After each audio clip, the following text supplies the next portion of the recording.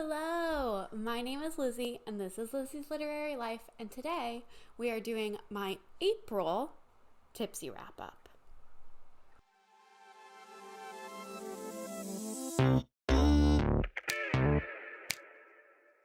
This is the 1 year anniversary of Tipsy Wrap Ups because I filmed the first one on my birthday last year, my 21st birthday. I was like, I'm 21. I can drink on my channel.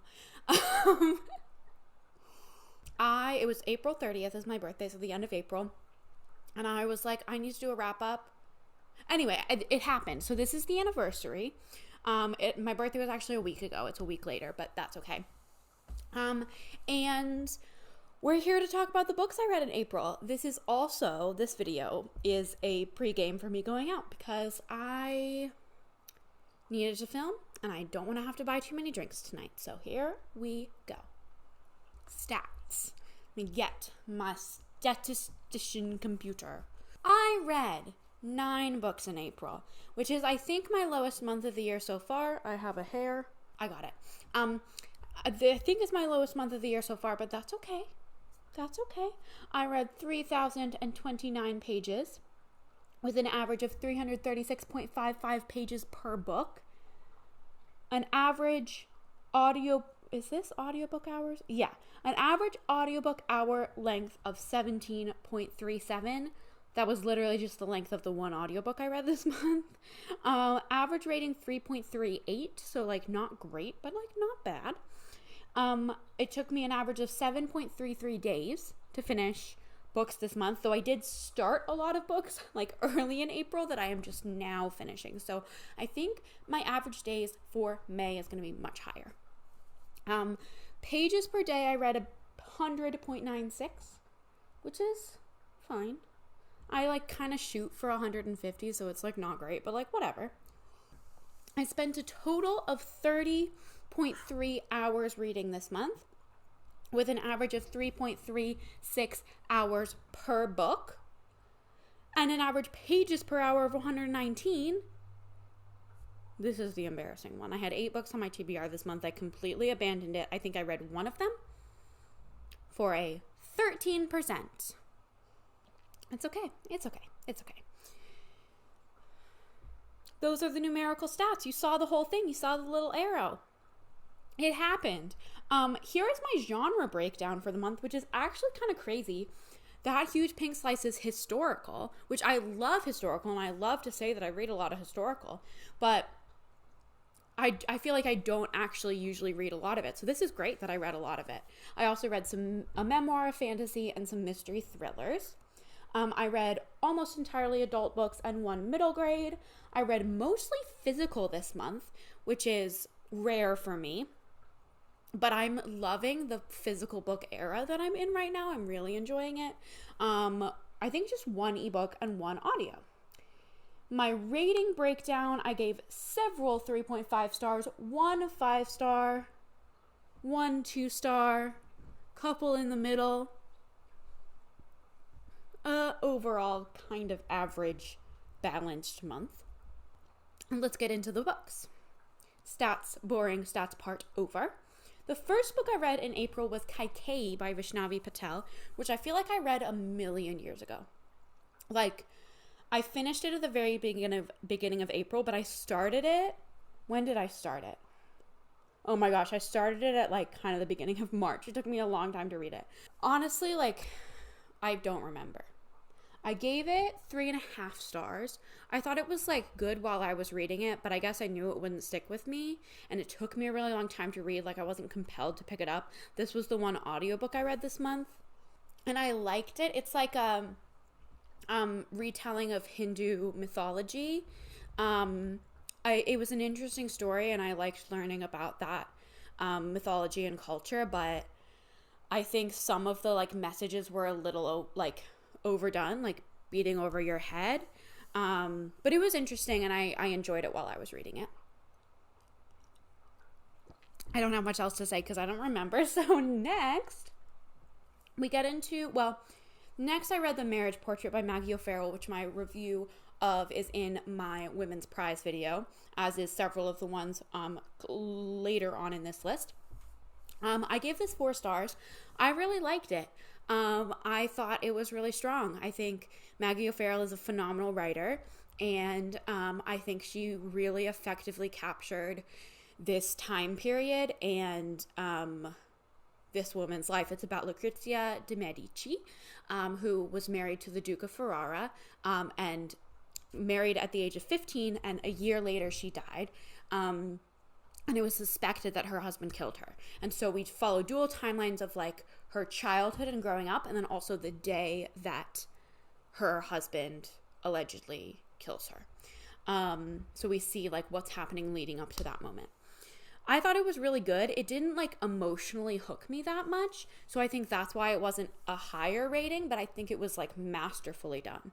I think it was really well crafted. Very good book.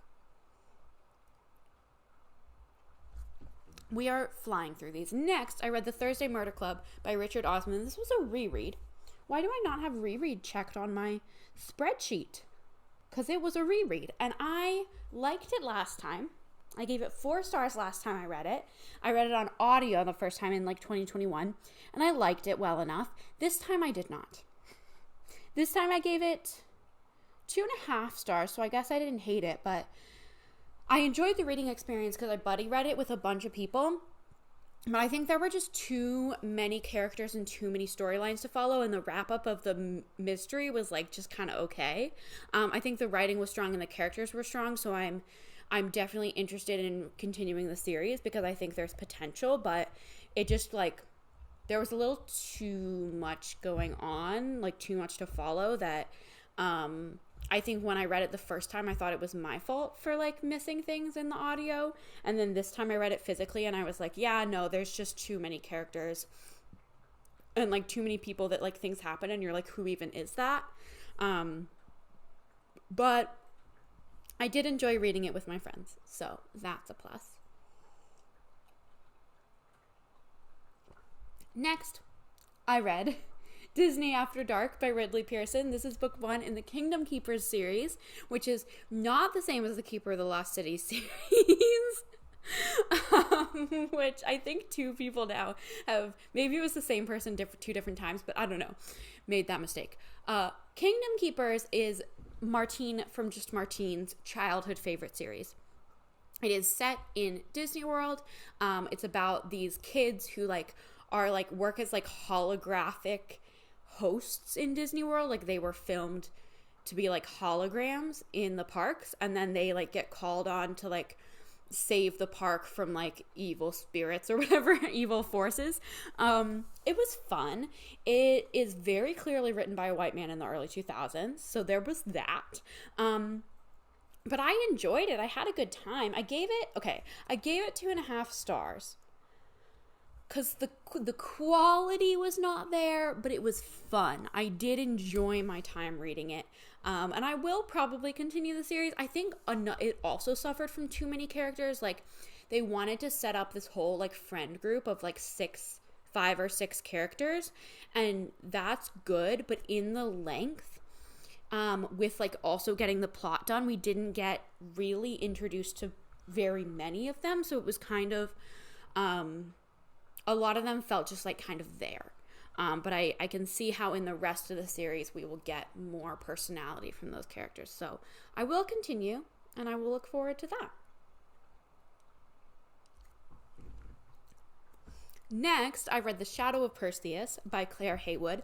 This was the Shelf This book club pick for April, picked by Adriana from Carbon Bonded Books. I did not like this one very much. I gave it 2 stars. I can see its merit and I can see why a lot of people liked it after the live show. It just was not the Greek myth retelling for me. This is a retelling of the Perseus and Medusa and Andromeda and Danae, etc. myth. And I thought that the characters felt a bit flat. A lot of the characters felt a bit flat, and it just, there were sections that I found boring, and I just didn't necessarily love the way that it was done. But I think it was a great introduction to the myth if it's not something you're familiar with. And I think it was a really good, like, beginner Greek myth retelling, if that makes sense. Like, not that it was simple or at all, but like the writing was very accessible for like someone, and it really introduced you to the myth. Like, you didn't have to know the myth before reading it, which I think is good. There's another Perseus and Medusa retelling on this list in just a couple more books, so we'll get to that and I will compare them, because they both came out this year, and I don't know. Next, I read Wandering Souls by Cecile Pinn. This is also in my Women's Prize video, and up until literally just now, it was my favorite book from the Women's Prize long list. I will leave you in suspense as to what book overtook it just now today that I finished.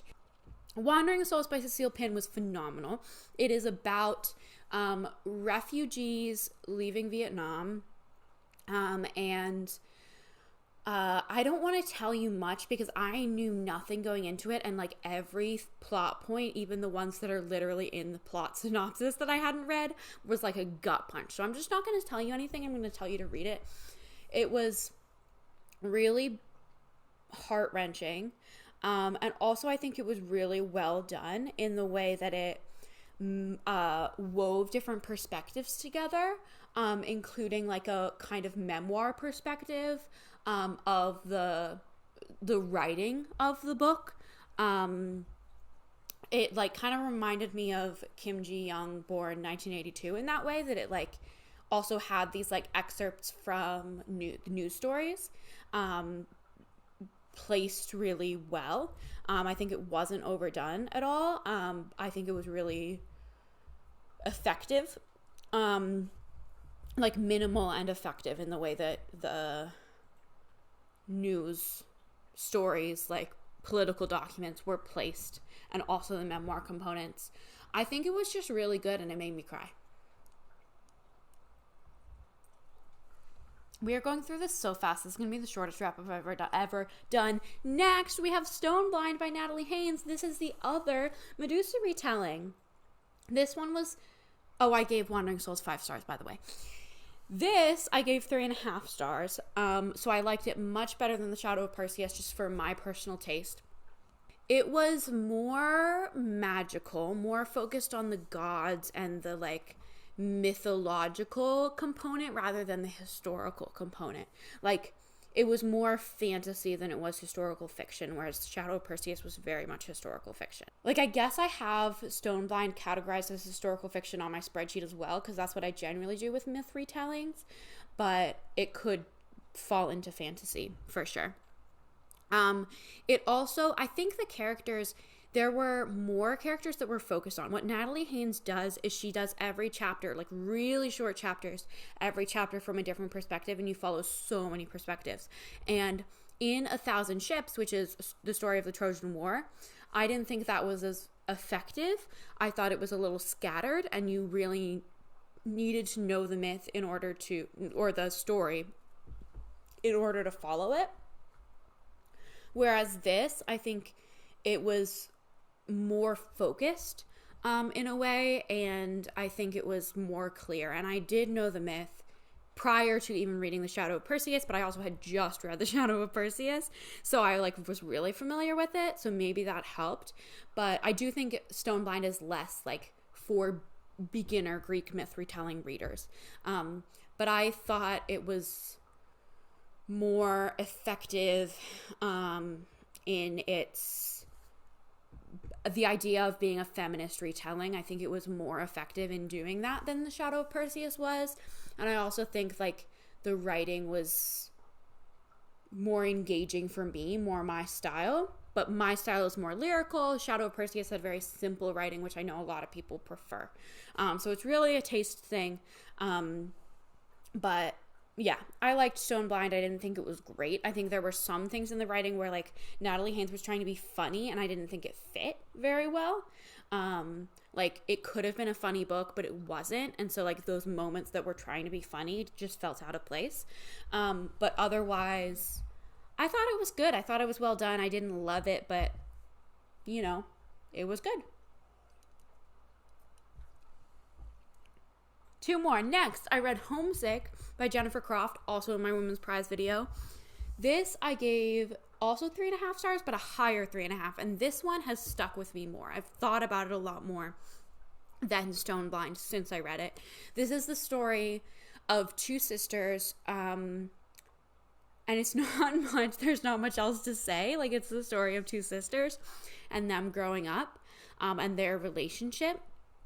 And it has photographs in it, which I tell the whole story of, like, the publication and republication of this book in my Women's Prize video, and like the latest publication, the one that was actually nominated for the Women's Prize, doesn't have the photos, but I read the 2019 publication with the photos, and I thought the photos were really effective. The writing was very simple and almost detached, and I know a lot of people, I saw some reviews that were like, that made them not connect to it, but I did connect to it, and I thought it was really good. I honestly can't remember why it wasn't rated. I didn't rate it higher. I guess it's one of those books that like feels better in retrospect, which is a good thing, I think. But I think maybe the ending, like the latter portion, kind of lost the flow a little bit. But I thought most of it was really strong and very good. And I haven't told you, I mean, there wasn't much of a plot, but the themes, Jennifer Croft is a translator, so there's a lot of themes of like language and learning, and art, and then like sisterhood, and her sister's struggling with like a chronic illness, so there's that as well. And yeah, it was and like what, like home is the theme, I guess. Homesick. It's set in Oklahoma, which is like so interesting considering it like was initially written in Spanish. You're like, but it's a really interesting story, that I'm not going to really tell you about because I want you to discover it for yourself.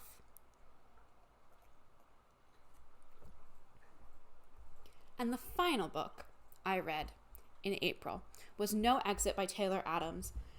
This was very good. This is a thriller that everyone talks about all the time and everyone loves, and like it was really good. I kind of, after reading all of this literary fiction, I was like, and I had read so much of it like right in a row in a really short span of time, I was like, I just need like a easy, quick, thrilling palate cleanser, and this was absolutely it. This is the story, like, I'm sure you've heard it described, but a girl, college student, is traveling home for the holidays, and she is caught in a blizzard, and she stops at a rest stop, and there's like 4 other people there, and she is going outside, like trying to find a cell signal, which she does not find, and she sees in one of the other cars, she sees a child's hand in the back, like in the trunk. And so she realizes that one of the other people in the rest stop with her, stuck there for the rest of the night together, has kidnapped a child. And it just was like, it was not much, like, it's like, you know, mystery thriller, like the genre mystery / thriller.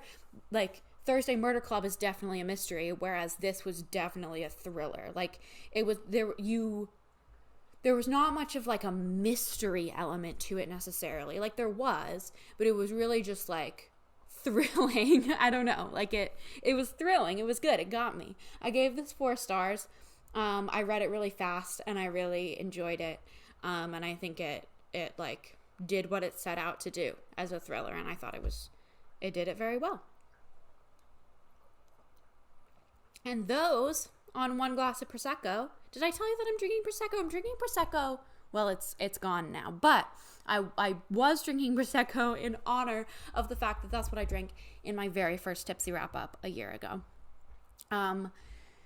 Yeah, I feel like that was really fast. But that's probably good. That's probably good. Those were the 9 books that I read in April. May is off to kind of a slow start, but it's picking up. I did finish 2 books today, which were it's the 6th. And I did not finish any books in the first 5 days of May, but I finished 2 books today. So we are full steam ahead. And yeah, what else is there to say? Like and subscribe.